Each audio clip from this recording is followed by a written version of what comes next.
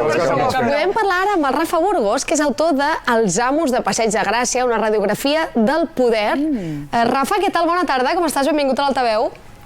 Hola, què tal? Doncs mira, aquí gairebé al costat del Passeig de Gràcia, que m'ha fet molta il·lusió sentir tots aquests noms, perquè parlo de la família reial i jo vull recordar que la fundadora o la que va posar la primera pedra per fundar el Passeig de Gràcia, tot el projecte de l'Eixample, va ser Isabel II, que és un avantpassat, doncs, va ser on ara hi ha l'Apple, per dir-ho així, a l'arrencada de la plaça de Catalunya, amb el Passeig de Gràcia, i ara hi ha l'Apple, que és un edifici que és propietat d'una empresa, o el braç immobiliari, Ponte Gadea, de l'Amancio Ortega, que li paga l'Apple uns 4 milions d'euros l'any per llogar-li el local. Li paga l'Apple a l'Amancio Ortega, que no està malament. Rafa, quin és el paper de les empreses i famílies catalanes ara mateix en aquest Passeig de Gràcia? Hi han perdut presència? El que passa que acostumen a ser allò que sempre s'ha dit, més discretes, no?, que els grans fons d'inversió.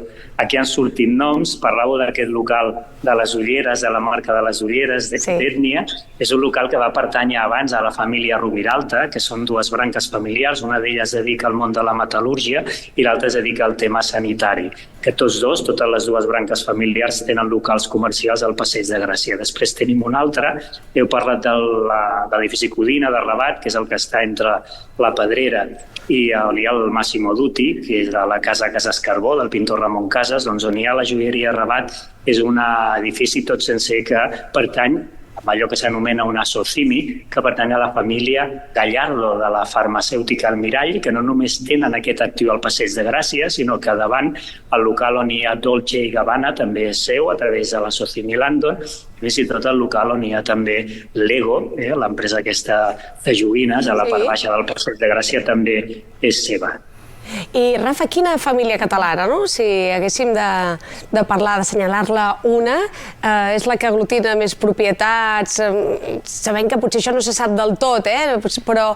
Possiblement el pòdium serien aquests tres, la família Puig, perquè heu parlat de la família Puig i del local aquest que últimament ha adquirit, però hi ha un altre membre de la família Puig, també té un altre local que ja va comprar fa anys, on es troba ara la marca Montcler, que fa pràcticament cantonada, també al Passeig de Gràcia, però al podi n'hi haurien tres, la família Puig, la família Gallardo i també aquests Roviralta que us he comentat. A banda, però de catalans, que hi ha l'Amancio Ortega, que també té diferents actius o que ha anat perdent alguns i venent-los, i després, des del punt de vista, diguéssim, de residencial, a la torre que hi ha darrere de la casa Seat es va superar el rècord amb un dúplex que va comprar un inversor filipí que va pagar 40 milions d'euros per aquest dúplex, que són xifres que realment se'ns escapen. I he sentit que parlàveu dels Bernat, de la Casa Batlló, perquè feu comparativa, tot i que han passat molts anys. Els Gallardo van comprar tota la Casa Batlló al canvi cap als anys 90 per uns 42 milions d'euros, tota la Casa Batlló. Em sembla barat. I només aquest dúplex l'ha comprat per 40 milions aquest inversor filipí. Quin disbarat, Quin disbarat. És veritat, jo he sentit, Rafa, que hi ha un costat de Passeig de Gràcia que és molt més car que l'altre, que una acera, crec que és mirant cap al mar, l'acera esquerra és la que és més cara que no pas la dreta. Això és així? I per què? Sí, això ho miren molt. Hi ha empreses també que es dediquen a comptar, i ara amb els mòbils és molt fàcil, però n'hi passa menys gent. I sí que és veritat, on toca més el sol, varia poquet. El que més varia són els trams. La part baixa és una miqueta, entre cometes, més econòmica, que és on es troba el que anomenem fast fashion, H&M, Zara, totes aquestes... Sí, més a prop de Plaça Catalunya, no? Plaça Catalunya, correcte. Després el tram mitjà del luxe, més o menys des de Gran Via cap amunt fins a la Diagonal, que és la zona Prime, que és on es concentren totes aquestes botigues de luxe, que alhora creen com microclimes. En quin sentit?